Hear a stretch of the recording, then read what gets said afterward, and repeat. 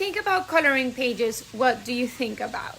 Well, probably colors or crayons or markers, but I'm going to challenge you to do something different this year. I'm gonna show you a clip of a challenge that I did 2 years ago, and I think you're going to love it. It's how to think beyond crayons and markers for this month's coloring challenge. Let's talk about coloring pages. That is gonna be our theme for today. I want to talk to you about generally the way you can use coloring pages. So you guys think beyond. You can use, your regular markers. And I love this book because it has like every single color.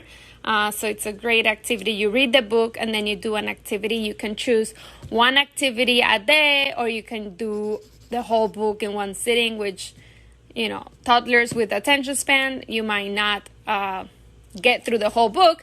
But this is going to give you ideas of different ways you can use this coloring book and then any others you get. So one of my favorite things is to use it as a base for like art projects. At this age, they don't have the imagination to create something from a blank page. And last month we used this concept when we did the puffy paint. Another one is if you just put some, let's see if I can do this one-handed, some glue, and they can do the glue. That's part of the activity. They can do it with a paintbrush, or they can use it with their fingers. And then you just have pieces of construction paper ripped up, which they absolutely love to do. They are destroyers, not creators. So you can help them place the pieces onto the brown bear.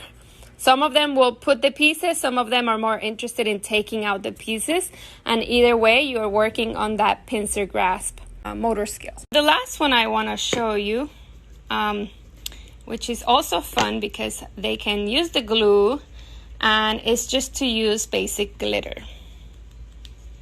So, they can put the whole thing, you can shake it, and then, when it dries out, it comes out beautiful, and they love to kind of sprinkle that on. So there's many ways you can use coloring pages. You can use traditional, you can use glitter, pom-poms, rice, beans, just paper. Go through your art box and see what supplies you can use.